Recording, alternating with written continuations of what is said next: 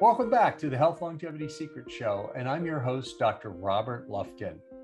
Hyperbaric oxygen therapy, which is oxygen therapy under increased pressure, has a number of beneficial effects on the body, which can potentially benefit patients with Alzheimer's disease or at risk for Alzheimer's disease. Dr. Scott Sherr is the Director of Integrative Hyperbaric Medicine and Health Optimization at Hyperbaric Medical Solutions. In this role, he facilitates protocol development, patient engagement, and outreach efforts. Scott is also an independent provider of integrative hyperbaric oxygen therapy who runs a worldwide education consulting and advocacy telemedicine practice. Thanks again for your support of this video podcast. We appreciate any reviews that you provide, which help us to spread the word of the work that we do. As a thanks for your review, we will send you a copy of one of our most popular guests' book, The Path, Mastering the 9 Pillars of Resilience and Success by Dr. Stephen Sideroff. To receive it, just email a screenshot of your review along with your name and U.S. address and include the title, The Path, to mail, M-A-I-L, at robertlufkinmd.com. We're sorry that we can only ship to U.S. addresses at this time. And now, please enjoy this presentation by Dr. Scott Sherr. Hello there. My name is Dr. Scott Sherr, and I'm an internal medicine physician specializing in hyperbaric oxygen therapy. Today, we are going to talk about hyperbaric medicine, health optimization medicine, another specialty of mine, in the context of Alzheimer's disease. Thanks so much for having me, and look forward to chatting with you about some of my specialties here and how they could potentially work inside the world of Alzheimer's treatment. You can find me at Dr. Scott Sherr on Instagram, as well as my website and company, HBOT Plus, hbot.plus. And again, thanks for having me. Okay, here we go. So my health practice is a combination of an integrative approach to hyperbaric oxygen therapy. And I often like to say that all you need to do is breathe and we can heal, with synergizing and also accelerating the healing process and working with other therapies in combination. And the other part of my practice is called health optimization medicine. Health optimization medicine is a foundational approach to health founded by a colleague and mentor of mine that I use in my own hyperbaric practice as the foundation. And as we'll talk about, there's many other ways to do this, but this is the way that I found to be most effective within my own personal practice. You can find me at the websites below as well, integrativehbot.com and home-sf.co. So let's talk about hyperbaric therapy first. Oh, but before we do, I'm also a practicing hospitalist, so I still work part-time in the hospital seeing acute care patients as well. And this is the first time kind of shabbily that I got dressed to see COVID patients before we really knew what we were doing back in March of 2020. Okay, so let's start with hyperbaric therapy. So hyperbaric therapy, the definition of is the intermittent administration of increased inspired oxygen at increased atmospheric pressure. Now, most of where we start with hyperbaric therapy is in the history, in the sense of why do we have hyperbaric therapy to start off with? And that's because of diving and because of bridge building. Bridges that were built many years ago. This one particularly is one that was built in the 1880s. This is the Brooklyn Bridge over here. What would happen is that people would be kind of sunk down deep underneath the water. And if they came up too fast, they'd get these severe symptoms that they eventually called the bends. Found out relatively recently, relatively soon after the bridge was being built, this particular bridge, the Brooklyn Bridge, that this is because of something called decompression illness and nitrogen bubbles that were happening outside of circulation. And what they realized is that people went back into these chambers, these pressurized chambers underneath the water, that their symptoms would get better. They didn't, of course, die before they went back inside these chambers. And hyperbaric environments or higher pressure environments have been around since the 1600s, actually, when they were first invented. But it wasn't really until the 1900s where the physiology was really more well understood. And so all the determination, the nomenclature of hyperbaric therapy comes from the world of diving. And so when we talk about 3 atmospheres of pressure, we talk about 66 feet of seawater. 2 atmospheres of pressure is 33 feet of seawater, and 1 atmosphere of pressure is at 0 feet of seawater. 3 ATA, 66 feet of seawater. You can imagine all that water above you is significantly heavy. And it's that heaviness that we're simulating in a hyperbaric environment without using water, of course. And it's that heaviness that really changes physiologic functions in the ways that hyperbaric therapy allows hyperbaric therapy to be as effective and as important as it is. And also to mention that when you're on an airplane, you are pressurized to certain amounts of feet above sea level. Typically an airplane is about 8,000 feet above sea level. In this particular example, we're 18,000 feet above sea level. And that's the equivalent of 0.5 atmospheres of pressure. So when you're on an airplane, you're in a hypobaric environment. And that has significant implications as well, as we'll talk about with oxygen in a minute. So again, definitions, nomenclature, hyperbaric therapy, we talk about each treatment being a dive because of this work starting in diving and bridge building. And ATA, 1 ATA, 2 ATA, 3 ATA for the very specific types of pressures that we use and simulate inside a hyperbaric environment. So let's talk about oxygen. So oxygen is kind of a big deal. We need oxygen to make energy at the cellular level. And then interestingly enough, most of us do very, very well actually at saturating the amount of oxygen we can in our body to bring it to the tissues that we need. So oxygen is typically carried on red blood cells. There's 21% oxygen in the air that we breathe. And 97 to 100% of the sites on red blood cells, the hemoglobin molecules that carry oxygen, are saturated once the red blood cell leaves the lungs. So there's not a whole lot more oxygen that you can get on the red blood cells themselves and to increase oxygen carrying capacity. But there are other ways to increase oxygen carrying capacity. The most common way is to increase red blood cell density. So if the number of red blood cells in circulation increase, the number of oxygen binding sites on hemoglobin is going to go up as well. And so you have people that go to altitude to increase the number of red blood cells in circulation by helping the circulation of a blood hormone called epogen. You also have cyclists like Lance down here and others that used epogen exogenously or as an oral, actually as a subcutaneous injection most of the time. And they would use it that way and they would stimulate their red blood cells to make more of them and increase oxygen carrying capacity that way. So that's the major and the most common way to increase oxygen carrying capacity is to increase the number of red blood cells in circulation. But there is another way as well. Now, I don't know if you can hear the music right now, but this is an important song to remember. David Bowie, Freddie Mercury, Under Pressure.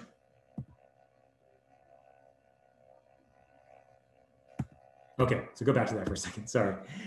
So let's see here, if I get this come back. So it's the pressure that's key in a hyperbaric environment. The pressure changes how gas interacts and changes it from going from a gaseous form to a liquid form. The more pressure you put on a gas, the more of that gas is going to go into liquid form.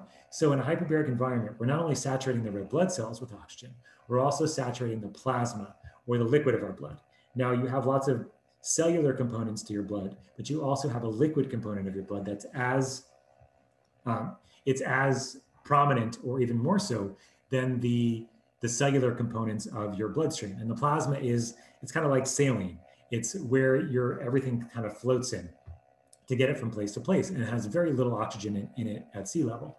If you pressurize an environment, you change a gas, in this case, oxygen, from its gaseous form to its liquid form. It's going to bind any free sites on the red blood cells, but after that, it's going to saturate the plasma itself. And at 3 atmospheres of pressure, which is 66 feet of seawater, you no longer need red blood cells to carry out your physiologic functions because you can get so much oxygen saturated into your plasma. And so that's really the power of hyperbaric therapy, is that without pressure, you can't do this. And we simulate pressure, various levels of pressure inside a hyperbaric environment. And so what happens next is to understand what happens after you immediately infuse all that oxygen in circulation. And immediately what you have is a constriction of blood vessels. Now this could be mild or it can be significant depending on the pressure. the more pressure, the more constriction. This could be very important if you have a blood vessel that's been injured, for example, and you don't want a lot of stuff to be leaking out of it. So things that are like leaking causing swelling, leaking causing inflammation, etc. So you constrict down the blood vessel and decrease the amount of leakage from it, so decreasing swelling and inflammation. You also directly infuse more oxygen in circulation. You get more oxygen into tissue because there's more oxygen available. And as a result of that, we save people all the time in the sense of patients with strokes, with heart attacks, with traumatic brain injuries, spinal cord injuries, acute traumas to limbs, compartment syndromes, acute ischemias. If you can get oxygen to tissue quickly, you can save that tissue potentially. And there's studies in all these realms to show how hyperbaric therapy can be effective in the acute setting of an ischemic event. Now, of course, you want to stabilize people before you get them into the chamber, but afterwards, it can significantly help. We also have an immediate effect on decreasing inflammation and pain. There's an exponential release of stem cells, which are the cells in our body that can go to areas to help make new cells and also help mature the stem cells that are in various tissues already. There's also increased neutrophil and macrophage activation. This is the immune system starting to rev up and starting to heal tissue that's been injured. We can kill bugs, especially bugs that do not like high oxygen environments, and also bugs that are what are called facultative anaerobes, bugs that like a little bit of oxygen, but not a lot, like Lyme bugs, the Borrelia organism, along with MRSA are two good examples of that. We can potentiate antibiotics, so we usually combine hyperbaric therapy with antibiotics or other, whether it be prescribed antibiotics or phytoceutical antibiotics, et cetera, to help with various bugs along the way in combination with the oxygen. There's also the enhancement of blood flow and lymphatic flow as a result of what we believe is the creation of something called more easy water inside of cells because of the pressure and oxygen in combination. This is a concept that was developed by a colleague, Dr. Gerald Pollack at the University of Washington. Basically, more pressure, more oxygen, more flow into tissue, more flow out of tissue. Now, an oxygen infusion protocol, really what we're doing here is rebuilding scaffolding of tissue. This is a longer term protocol. This is anywhere between 3, 10, 20, up to as many 120 hyperbaric sessions. What you're doing is seeing a shift in how DNA is expressing itself. Genes that are responsible for inflammation and programmed cell death are getting downregulated. Genes that are responsible for decreasing inflammation and for growth are being upregulated. So the upstream effect of that is that you have angiogenesis, you have new blood vessels that are forming. You have optimized stages of wound healing, all the stages of wound healing, antioxidant upregulation, mitochondrial biogenesis, downregulation of inflammatory cytokines, TNF alpha, IL-1, IL-6, IL-12, decreased senescent cell populations. These are zombie cells that don't divide anymore and cause inflammation and are associated with cancer and aging, et cetera. There's also potential for increased telomere length as well, which we'll talk about. And so in the end, what hyperbaric therapy is really doing is these 5 things. The first is it's reversing hypoxia by stimulating and driving a bunch of oxygen in circulation. And then over the long term, it's creating blood vessels to help regenerate tissue in the areas that may have been injured. It's also helping with mitochondrial biogenesis, so the energy production capability of cells is also going to go up. There's an immediate decrease in inflammation. This inflammation is immediately effective in the sense of you're getting more oxygen in circulation, you're constricting blood vessels down, you're getting less stuff to leak into blood vascular spaces or tissue beds, and that causes decreased swelling and inflammation. And over the long term, you're also seeing these inflammatory cytokines get downregulated. There's the exponential release of stem cells that helps new cells mature into areas where they're required or needed.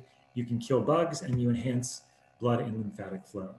So really it's revitalizing, regenerating, and optimizing. And it's doing this at the ground cellular level using our cellular foundation as the way to build up from there. So here's some depictions in acute oxygen infusion. What you're basically able to do is get oxygen past potential blockages because it's diffused into the plasma. So these O2s represent that. And as a result, in this sort of whitish area, you're still able to get oxygen to this tissue, even though you're not getting red blood cells that are oxygenated typically into that particular tissue. And then what happens over time is that you basically create highways around or collaterals around areas that are blocked, and you get oxygen that can infuse and maintain in tissue with red blood cells over the long term. And that's the idea of angiogenesis, that you can rebuild these vascular beds over time. And so there's a number of different chambers that have been developed over the years. The first type is something called a multi-place chamber. These chambers go to very deep pressures. And They are often found in diving locations, in academic facilities. There's also the added benefit that you can have an attendant or somebody that could be hanging out in the chamber with you to help people that have acute trauma, acute needs, ventilators, IVs, pumps, all that kind of stuff. So they're often used in that capacity. However, they're also used for places that have the regular indications that we see that are not emergencies, and also used for some of the things like anti-aging, reverse aging, optimization. And so the Segal Center of Hyperbaric Medicine is the largest hyperbaric facility in the world, seeing about 200 or so patients per day and about 10,000 people on a waiting list for their reverse aging protocol, which we'll talk about. The second type of chamber developed was called the monoplace. These are chambers that can go to 3 atmospheres of pressure. And this is for almost all the medical indications of hyperbaric therapy outside of just the diving and decompression illness types of things. And so otherwise, all the other medical indications could be treated in a monoplace chamber. And we treat people mostly in these types of chambers in the outpatient setting in medical grade facilities. The last type of chamber developed was called the mild hyperbaric chamber. These are chambers that typically go to 1.3 to 1.45 atmospheres. And these are what I would call as neurocognitive optimizers. There is some data to support using these chambers in neurocognitive optimization, but there isn't a lot of data outside of that category. So, and we'll talk about it, this may be an option for people that have cognitive impairment, mild cognitive impairment, Alzheimer's, et cetera. But in the context of what we'll discuss in a little bit as well. My company called Hyperbaric or HBOT Plus is a company that's developing technology that goes inside these chambers to make them better in a number of ways and faster in the sense of how fast we can get results and safer as well.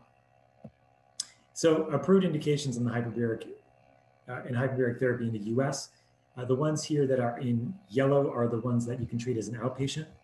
We treat patients with delayed radiation injury, and these are patients that have had treatment for cancer with radiation and have side effects that last greater than 6 months.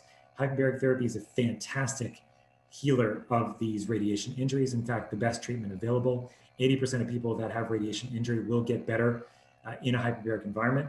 We're regenerating these vascular beds that have been radiated, new stem cells in the area, decreasing inflammation. Fantastically effective, anything from brain radiation to toe radiation and anything in between. Diabetic foot ulcers, we're saving people from amputations all the time because we can heal up these diabetic foot wounds to a significant degree and improve quality of life. Refractory bone infections called refractory osteomyelitis. Sudden hearing loss, this is a neurologic hearing loss. Hyperbaric therapy is fantastically effective, especially if used in combination with regular conventional therapies that ENT doctors will use, and as soon as possible to get into the chamber. At risk, flaps and grafts. These are in plastic surgeries. And the other ones are the ones that I trained in medical school and saw in the trauma center, carbon monoxide poisoning, decompression illness, gas gangrene, crush injuries, severe anemia, et cetera. On the investigational side, these are things that are not covered by insurance. There's lots of things that we're doing. This is me on a VO2 max bike in Israel back in 2018, doing some of their pre-diagnostics for their reverse aging protocol. And the optimal performance side of things, we are doing muscle health optimization, cardiac optimization, sexual health optimization, and more. And we're doing this with athletes, we're doing this with people that are normal in the sense of aging and want to reverse aging, et cetera. And we're seeing some fantastic results in this world and studies that are coming out as well, which we'll show you in a minute. Regenerative medicine, we're combining hyperbaric therapy with stem cells, with PRP, with exosomes in a targeted way and also in a systemic way as well, and have fantastic results there too. We're using hyperbaric therapy in combination with other types of cancer therapies in a synergistic way. Hyperbaric therapy can help radiation and chemotherapy work better. It can be combined with the ketogenic diet. It can help with surgery recovery, as we'll talk about, and in more ways, in improving quality of life. There's also hyperbaric therapies effect and potential post-stroke in helping with recovery, chronic pain syndromes, inflammatory bowel disease, Crohn's and ulcerative colitis, chronic fatigue and fibromyalgia, the dementias, and we'll talk about Alzheimer's in a minute, but vascular especially, Parkinson's and Alzheimer's, traumatic brain injuries, patients with Lyme disease, autoimmune conditions, small intestinal bacterial overgrowth, helping people recover from surgeries faster, 30 to 70% faster, getting women and men, well, helping men get women pregnant and helping women get pregnant on their own as well, by increasing the vascular lining, as well as helping with sperm quality, interestingly enough, drug withdrawals, including opioids, and many, many more. So that's just a very quick overview. There's blood flow improvements inside the chamber. And this is a study that was done in Israel showing that you can have significant improvements in blood flow in various areas inside of a hyperbaric chamber using a protocol. And they also did studies on erectile dysfunction. They've done studies on stroke. They've done studies on traumatic brain injury. But their kind of hit study was this study here that was done earlier in 2021, showing that for the first time, hyperbaric therapy reversed signs of aging, telomere shortening and senescent cell accumulation. There's a 20% improvement in telomere length, 37% decrease in senescent cell population. These were adults greater than 64 years old or greater. And there was no change in their diet or lifestyle during this protocol. They used 60 hyperbaric sessions. What's important to remember is that there's the acute infusion of hyperbaric therapy where you're getting all that oxygen circulation. And then there's the long-term benefits of a hyperbaric infusion protocol. And that is where we see the benefits of hyperbaric therapy over the long term. That's that epigenetic shift that we're talking about. And so that's why it takes a lot of therapy, not just 1 or 2 sessions, to really see these benefits. I would say also that if you're using other therapies, other modalities, and other practices like functional medicine, health optimization medicine, which I'll talk about, I don't feel that likely you need this many sessions to get these potential benefits. So let's talk about Alzheimer's and hyperbaric therapy. So we think there's potential mechanisms in play here.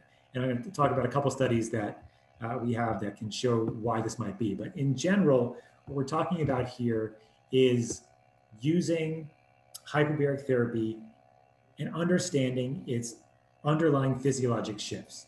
And that's really what's happening, we think, inside of the world of Alzheimer's and how hyperbaric therapy can be helpful. So we know hyperbaric therapy decreases inflammation. In fact, we know it decreases inflammation as powerfully, immediately, as steroids do. And so we can use hyperbaric therapy as a neuroinflammatory downregulator. We can also use it as a way to increase blood vascularization. And we know that if you look at a patient that has Alzheimer's or mild cognitive impairment, or even a 50-year-old that gets into an MRI scanner, you're going to see microvascular ischemic changes. And what happens is that the tissue around these microvascular ischemic changes starts dying. And if you can improve vascular flow in these areas, you're going to improve the tissue health in these areas because you're going to get more oxygen to them. And if you get more oxygen to the mitochondria, you're going to get more energy made. And so you're going to keep them healthier or regenerate these tissues that may be at risk for dying if they're not getting enough vascular flow. We also talked about stem cell release and maturation. These stem cells being released allow new cells in these areas to be made and neuroplasticity as a result. Mitochondrial biogenesis, this is huge. Making more energy within each of the cells that you have is going to be more efficient and allow you to maintain the health of this tissue over longer periods of time. We also think that hyperbaric therapy might decrease amyloid burden. And there's a couple different studies to show that. And we do know that hyperbaric therapy also decreases programmed cell death, which in the case of Alzheimer's could be very helpful as well. So a couple non-human studies. This is a study on mice and the model as described, attenuating neuroinflammation. You can read all this. I'm not going to read everything on this page, but the idea here is that a 14-day treatment protocol basically showed that hyperbaric therapy improved hippocampal, or where we store our memories, blood flow and oxygenation, and also reduced amyloid burden. It reduced microgliosis, astrogliosis, and secretion of pro-inflammatory cytokines. So very, very promising in the way that it did this from a neuroinflammatory and from an oxygenation perspective. And another study that combined hyperbaric therapy with ginkgo showed similar effects of reducing cell toxicity and oxidative stress and mitochondria-mediated apoptosis. And combining with ginkgo improved these effects. There's also a case study that was done by colleagues of mine, Dr. Paul Harch and Dr. Ed Fogarty, that showed hyperbaric therapy working after a 40 treatment protocol using very mild hyperbaric treatments, using PET imaging to show corresponding improvements in regional and global increase in brain metabolism. And they were able to show that in conjunction with standard pharmacotherapy, patient symptom level of function ensued about a 22-month instability, which is pretty impressive. But this is just one case study, as we know. And so there's another study that was just done. This is in China.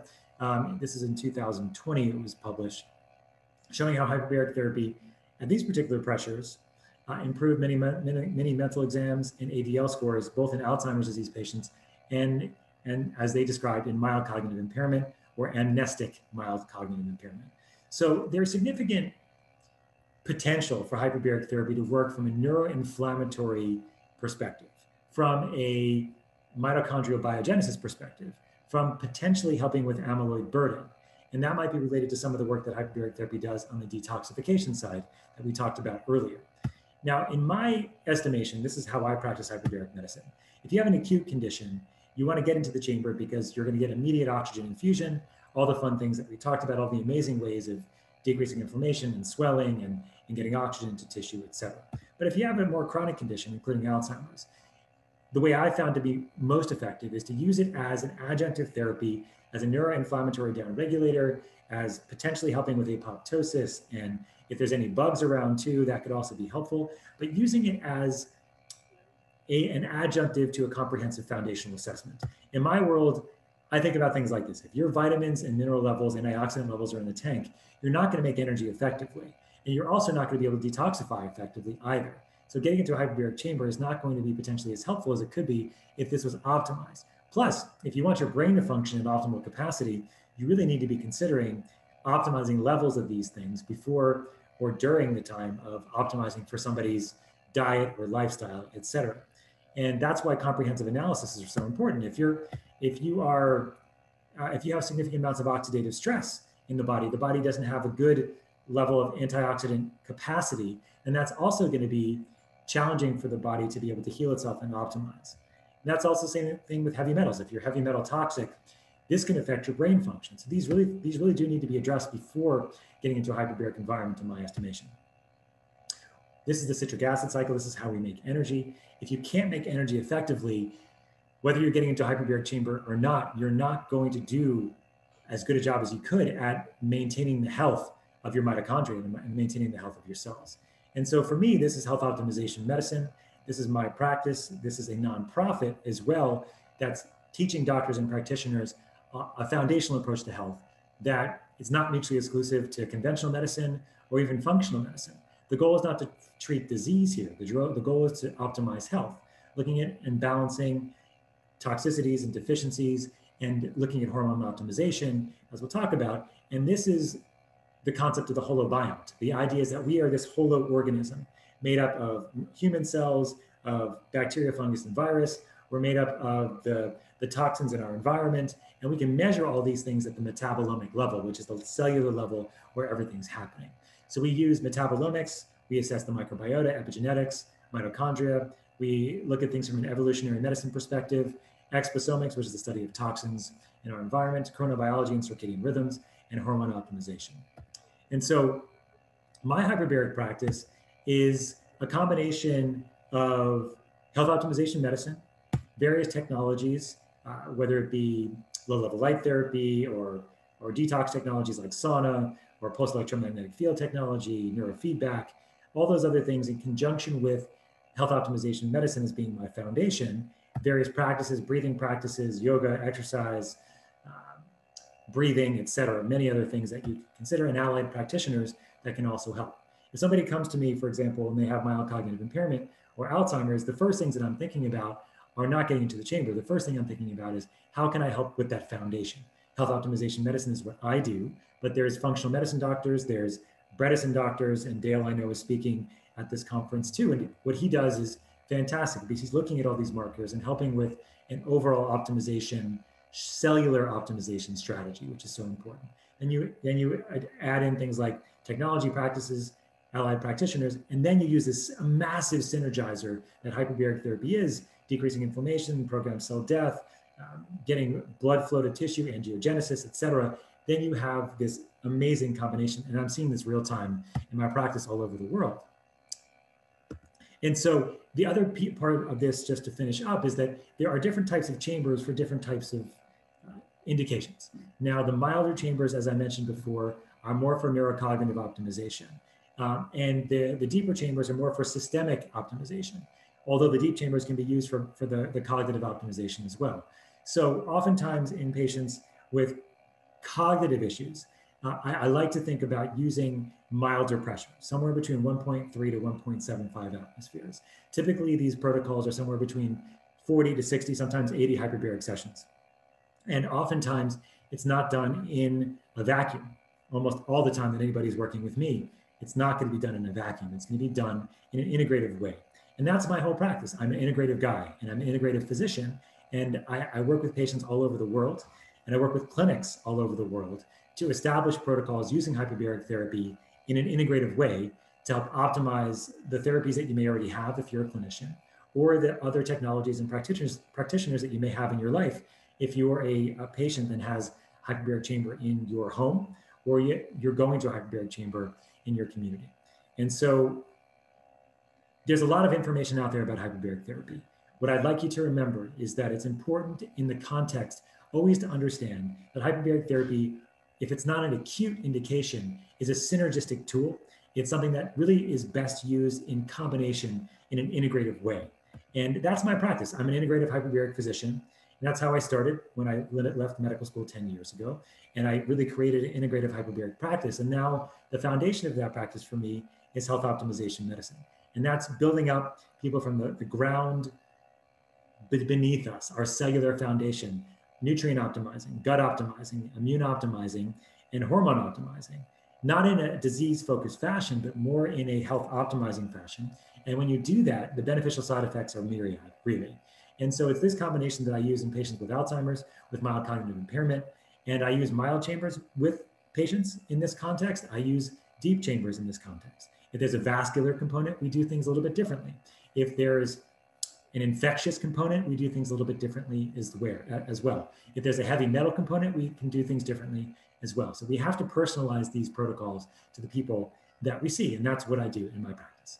So you can find me hbot.plus/integrative HBOT, at Dr. Scott Sherr on Instagram. And I want to thank you for listening, and I hope this was helpful for everybody.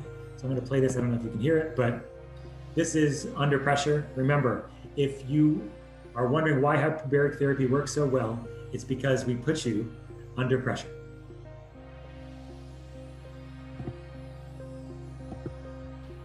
Note, this is not intended to be a substitute for professional medical advice, diagnosis, or treatment. Always seek the advice of your physician or other qualified health provider with any questions you may have. Never disregard professional medical advice or delay in seeking of it because of something you have seen here. If you find this to be of value of you, please hit that like button and subscribe to support the work we do on this channel. Also, we take your suggestions and advice very seriously. Please let us know what you'd like to see on this channel. Thanks for watching, and we'll hope to see you next time!